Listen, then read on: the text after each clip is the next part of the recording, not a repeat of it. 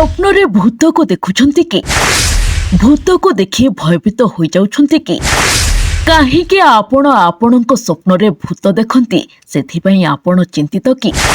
ତେବେ ଆସନ୍ତୁ ଜାଣିବା ସ୍ୱପ୍ନରେ ଭୂତକୁ ଦେଖିଲେ କ'ଣ ହୁଏ। ହଁ ଆଜ୍ଞା, ଅନେକ ଲୋକ ସ୍ୱପ୍ନ ଦେଖନ୍ତି କାରଣ ସ୍ୱପ୍ନ ଦେଖିବା ନିହାତି ଜରୁରୀ।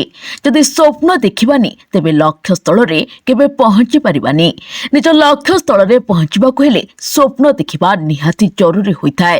ଠିକ୍ ସେହିଭଳି କିଛି ଜଣ ନିଜ କ୍ୟାରିୟରକୁ ନେଇ ସ୍ୱପ୍ନ ଦେଖୁଥିବା ବେଳେ ଆଉ କିଛି ଜଣ ସ୍ୱପ୍ନରେ ସେମାନଙ୍କ ସାଂସାରିକ ଜୀବନ କଥା ଦେଖିଥାନ୍ତି। ଆଉ କିଏ ନିଜ ମୃତ୍ୟୁ କିମ୍ବା ଅନ୍ୟ ଲୋକର ମୃତ୍ୟୁ ଦେଖିଥାନ୍ତି। ଠିକ୍ ସେହିଭଳି ଆଉ କିଛି ଜଣ ସ୍ୱପ୍ନରେ ଭୂତକୁ ଦେଖିଥାନ୍ତି। ତେବେ ସମସ୍ତଙ୍କ ସ୍ୱପ୍ନ ଯଦିଓ ଭିନ୍ନ ଭିନ୍ନ ରହିଥାଏ, କିନ୍ତୁ ଭୂତ ସ୍ୱପ୍ନ ଦେଖିବା ବହୁତ ଭୟଙ୍କର ହୋଇଥାଏ। କାରଣ ଭୂତ କେତେବେଳେ ଆପଣଙ୍କୁ ମାରିଦିଏ ତ ଆଉ କେତେବେଳେ ଆପଣ ଭୂତକୁ ଦେଖି ଡରିଯାଆନ୍ତି ଏବଂ ଭୂତକୁ ଡରି କୌଣସି ଦେବାଦେବୀଙ୍କ ପାଖକୁ ଆପଣ ଯାଇଥାନ୍ତି। ତେବେ ସବୁଠାରୁ ବଡ଼ କଥା ହେଉଛି ସ୍ୱପ୍ନରେ କାହିଁକି ଭୂତ ଆସିଥାଏ? ତେବେ ଏଥିରେ ଭୟ କରିବା କିଛି କଥା ନାହିଁ। ମଣିଷ ଦିନରେ ଯାହା ଭାବିଥାଏ, ଯାହା ସେ ଲୋକଙ୍କ ସହ ଆଲୋଚନା କରିଥାଏ, ସେଗୁଡ଼ିକ ସ୍ୱପ୍ନର ରୂପ ନେଇ ସ୍ୱପ୍ନରେ ଭୂତ ହିଁ ଦେଖିଥାଏ। ଏବଂ ଯେଉଁ ଭୂତକୁ ଦେଖି ଆପଣ ଭୟଭୀତ ହୋଇଯାଇଥାନ୍ତି ଏବଂ ନିଜ ପରିବାର ଆଗରେ କହିଥାନ୍ତି, ଆଉ ପରିବାର ଲୋକ କୁହନ୍ତି ଭୂତ ଫୂତ କିଛି ନୁହେଁ, ଏହା ଏକ ଭ୍ରମ। ସତରେ ଏଗୁଡ଼ିକ ମଣିଷର ଭ୍ରମ ହିଁ ହୋଇଥାଏ। ସେଥିପାଇଁ ଏ ମଣିଷ ନିଜେ ଭ୍ରମିତ ହେବା ସହ ଅନ୍ୟକୁ ଭୂତ କଥା କହି ଭ୍ରମିତ କରିଥାଏ। ଲୋକମାନେ ମଧ୍ୟ ଜଣ ଜଣଙ୍କ ଠାରୁ ଭୂତ କଥା ଶୁଣି ସ୍ୱପ୍ନରେ ଭୂତକୁ ଦେଖିଥାନ୍ତି। ଯଦି କୌଣସି ଲୋକ ଭୂତ ବିଷୟରେ ଆଲୋଚନା କରିବେନି, ତେବେ ସେମାନେ ମଧ୍ୟ ଭୂତ ସ୍ୱପ୍ନ ଦେଖିବେନି। ତେବେ ଆପଣ ଜାଣିଛନ୍ତି ଭୂତ ସ୍ୱପ୍ନ ଦେଖିଲେ ଦେହରୁ ଝାଳ ବୋହିଯାଏ, ତଣ୍ଟି ଶୁଖିଯାଏ, ଭୟ ଲାଗେ।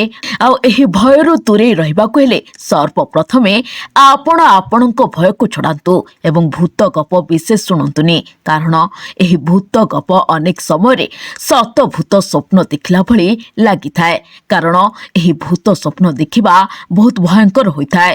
ଏହି ଭୟଙ୍କର ସ୍ୱପ୍ନଠାରୁ ଦୂରେଇ ରହିବାକୁ ହେଲେ ଭୂତଙ୍କ ବିଷୟରେ ଆଲୋଚନା କରିବା ବନ୍ଦ କରନ୍ତୁ।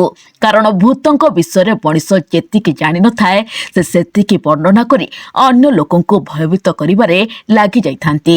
ସେଥିପାଇଁ ଅନ୍ୟ ଲୋକଙ୍କ କଥାକୁ ନ ଶୁଣି ନିଜ କଥାକୁ ଶୁଣନ୍ତୁ। କାଳ୍ପନିକ ଦୁନିଆ ଭିତରୁ ବାହାରି ବାସ୍ତବ ଦୁନିଆକୁ ଦେଖନ୍ତୁ। କାରଣ ଏ ବାସ୍ତବ ଦୁନିଆରେ ଆମେ ଯାହା କିଛି ଭାବିଥାଉ ତାହା ସ୍ୱପ୍ନର ରୂପ ନେଇଥାଏ। ସ୍ୱପ୍ନରେ କେବଳ ମଣିଷ ଭୂତଙ୍କୁ ଦେଖେନି, ମଣିଷ ଅନେକ ସମୟରେ ନିଜ ସ୍ୱପ୍ନ ସଜାଇବାକୁ କେତେ କ'ଣ ସ୍ୱପ୍ନ ଦେଖିଥାଏ। ତେଣୁ ସେହି ସ୍ୱପ୍ନ ଦେଖନ୍ତୁ ଯେଉଁ ସ୍ୱପ୍ନ ଆପଣଙ୍କୁ ଆପଣଙ୍କ ଜୀବନରେ ସଫଳତାର ଶୀର୍ଷକରେ ପହଞ୍ଚାଇ ପାରିବ। କିନ୍ତୁ ଅଯଥା ଭୂତ ସ୍ୱପ୍ନ ଦେଖି ନିଜକୁ ଭୟଭୀତ କରିବା ସହ ଅନ୍ୟକୁ କେବେ ଭୟଭୀତ କରିବାକୁ ଚେଷ୍ଟା କରନ୍ତୁନି। କାରଣ ଭୂତ ସ୍ୱପ୍ନ ଦେଖିବା ବହୁତ ଭୟଙ୍କର ହୋଇଥାଏ। ଆଉ ଏହି ଭୟଙ୍କର ସ୍ୱପ୍ନ ଅନେକ ସମୟରେ ଅନେକ ଲୋକଙ୍କୁ ଭୟଭୀତ କରିବାରେ ସହାୟକ ହୋଇଥାଏ। ତେଣୁ କାହାକୁ ଭୟଭୀତ ନ କରାଇ ନିଜେ ଭଲ ସ୍ୱପ୍ନ ଦେଖନ୍ତୁ, ଅନ୍ୟକୁ ଭଲ କଥା କୁହନ୍ତୁ। ଭୂତ ସ୍ୱପ୍ନ ଦେଖି ଅନ୍ୟକୁ କହି କେବେ ଡରେଇବାକୁ ଚେଷ୍ଟା କରନ୍ତୁନି। Bureau report, BNS live.